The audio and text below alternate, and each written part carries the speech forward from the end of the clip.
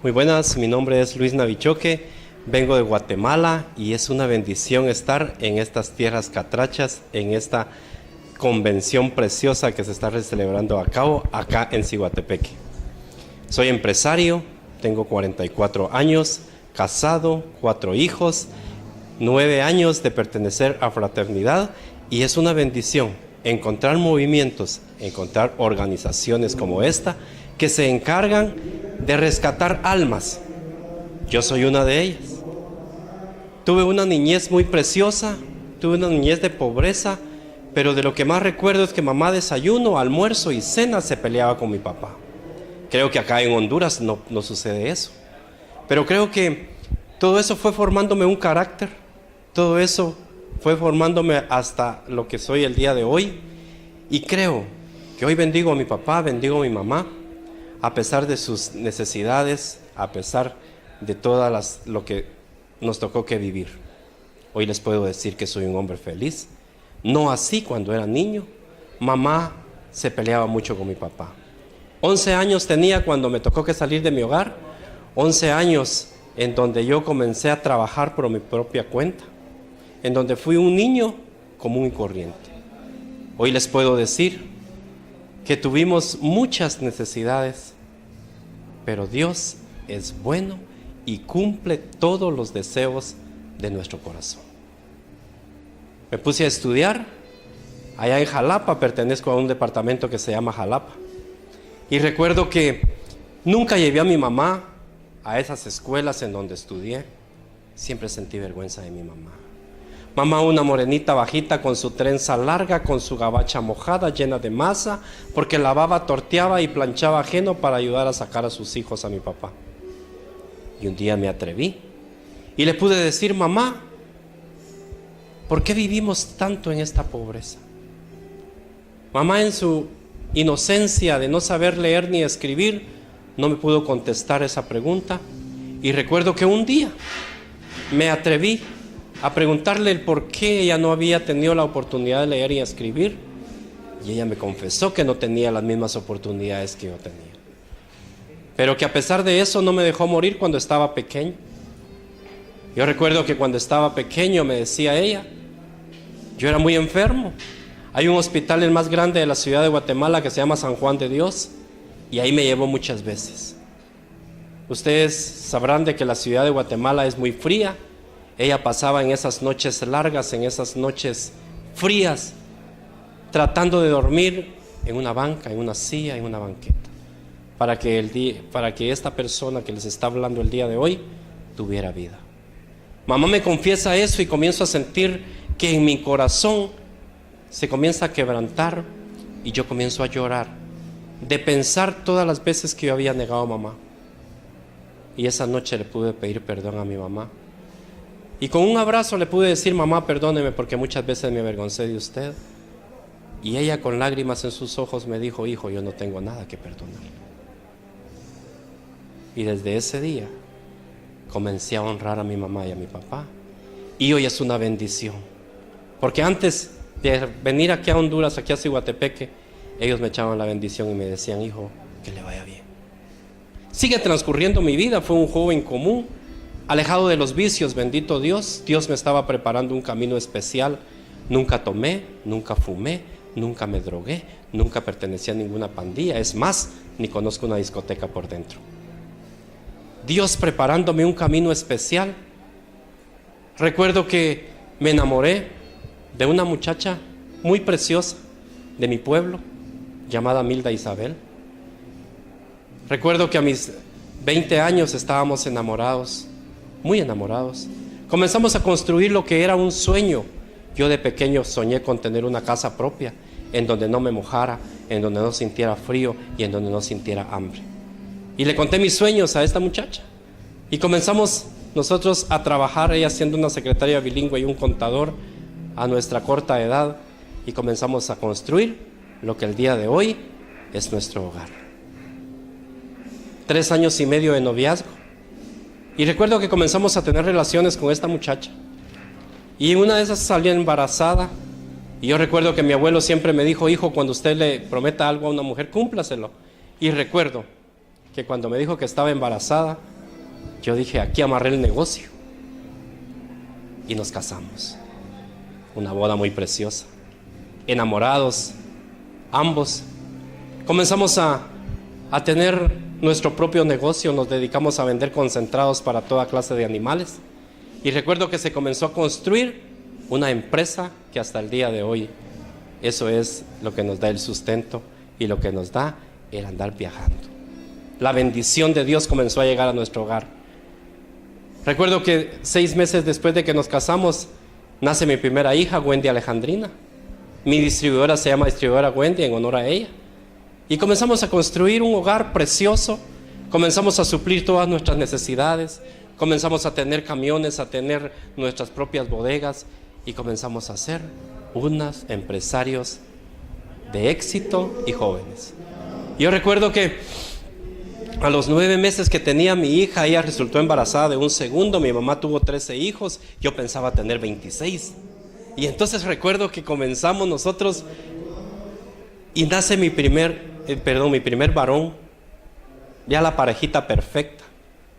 Y recuerdo que éramos muy felices. Recuerdo que comenzamos nosotros a vivir una vida extraordinaria en pareja.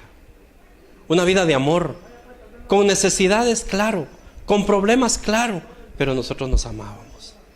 Para el año 2000, en donde pensamos que el mundo se iba a terminar, en donde pensamos que el cambio del siglo iba a haber algún problema, nosotros estábamos en un lugar que se llama Obelisco en la ciudad capital, en donde ponen un árbol enorme, un árbol gigante. Ahí estábamos haciéndonos promesas y yo recuerdo que estábamos haciendo planes para este nuevo año, para este nuevo cambio del siglo.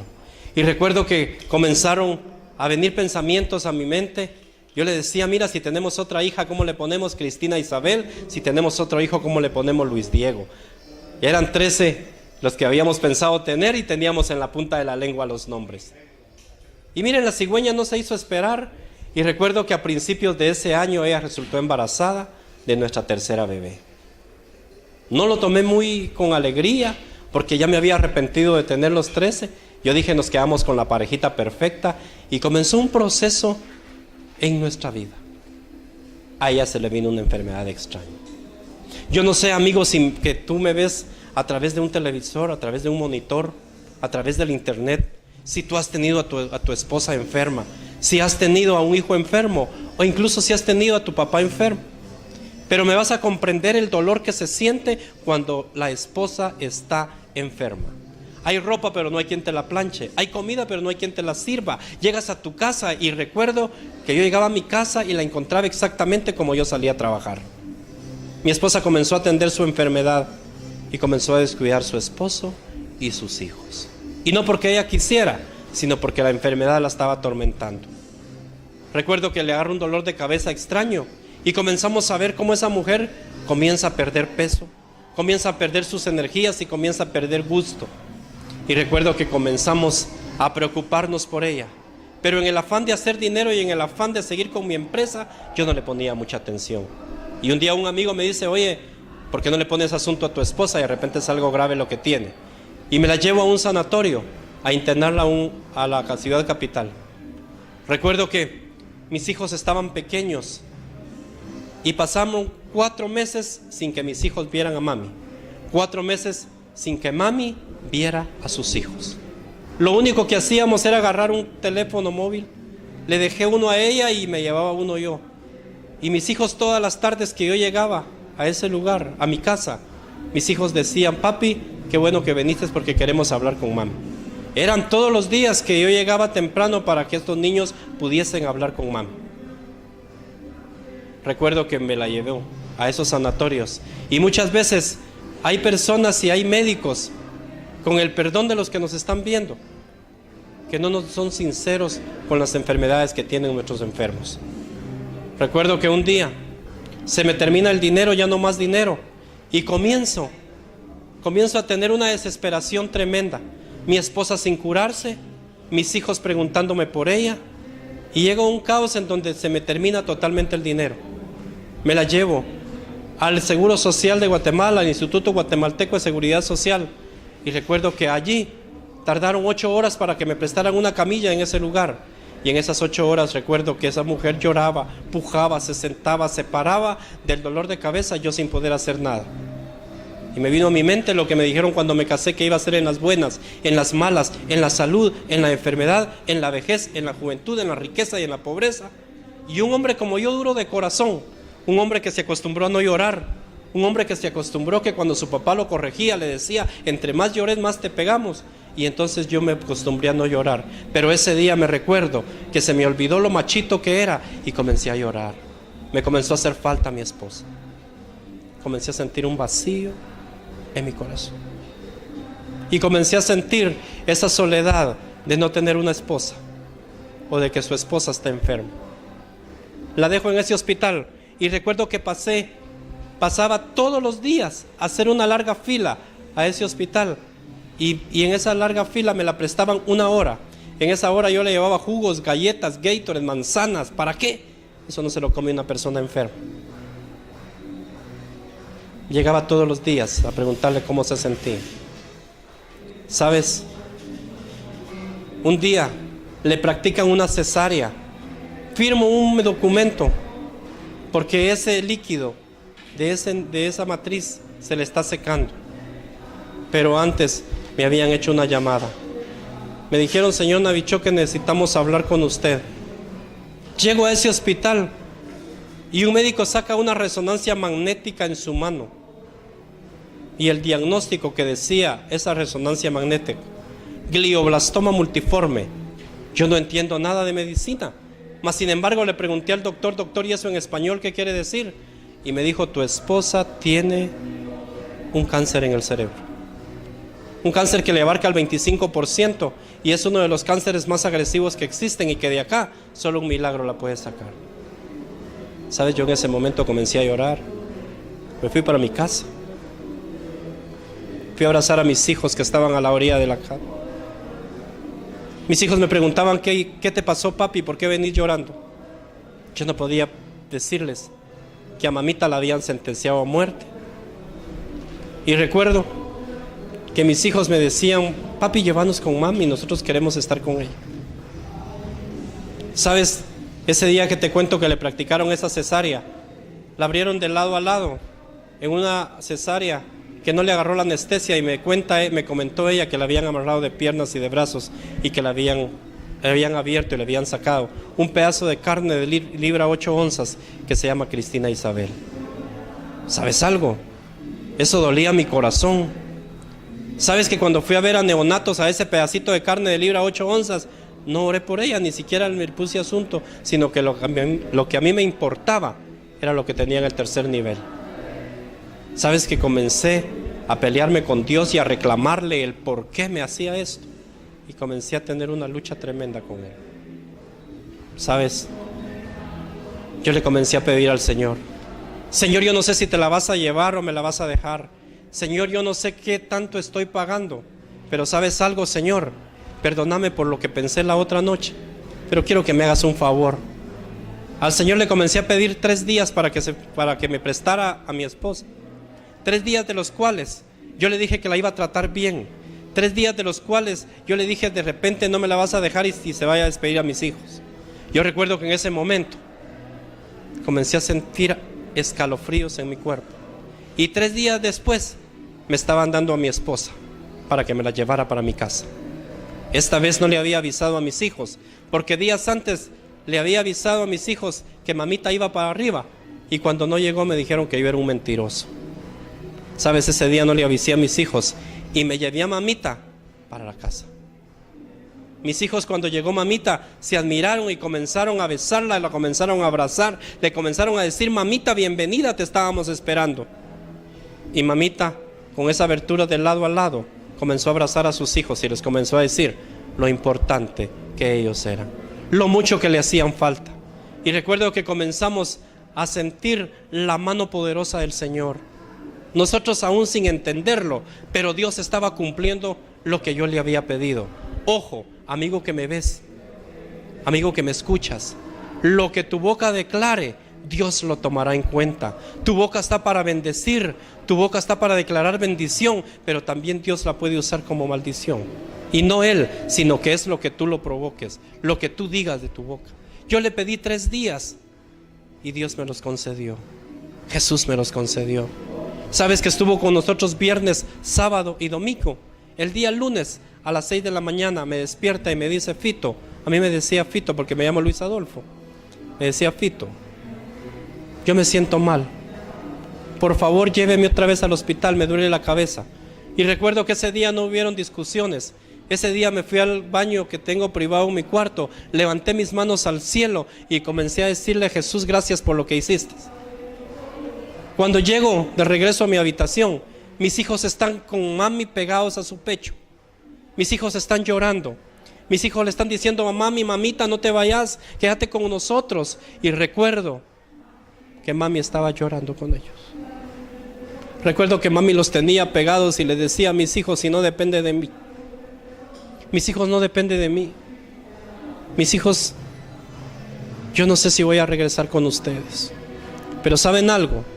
Si yo no regresara, pórtense bien con papi, yo estando enfrente de ellos. Ahí ese día me entregó a mis hijos. Ese día me dijo: Fito, le encargo lo que más quiero. Le encargo por lo que hemos luchado.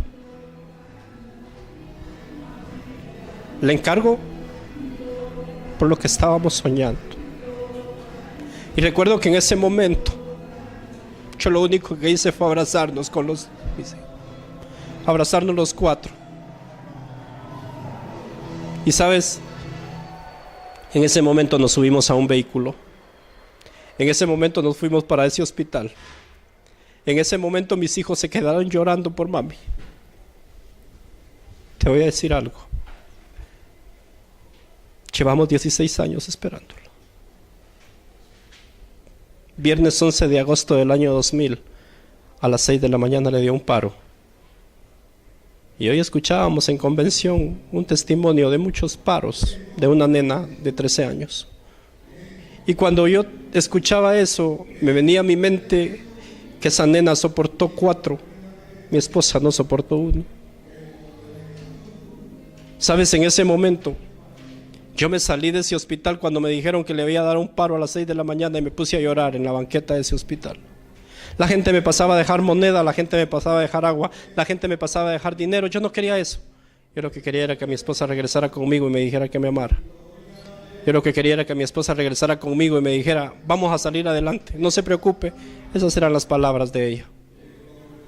¿Sabes? Después de hacerle una promesa, ella estando en coma, yo le dije que no iba a regalar a ninguno de mis hijos. Yo le dije que le iba a dar lo mejor que yo pudiera a mis hijos.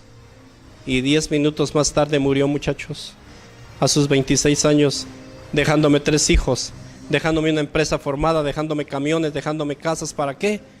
¿Para qué quería yo todo eso si ella no iba a estar conmigo? ¿Sabes que esa noche llegué en mi pick-up ya por la madrugada del otro día y llegué con un ataúd, y en ese ataúd venían todos mis sueños, todas mis ilusiones, todo de lo cual yo me había preparado y había soñado? Y en la puerta estaban mis hijos esperándome y me dijeron: papi, qué bueno que viniste, porque no nos podemos dormir hasta no hablar con mami.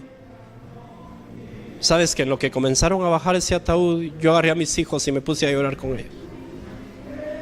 Yo los agarré y los abracé y les dije: mis hijos, esta noche no vamos a platicar con mami, esta noche la vamos a ver.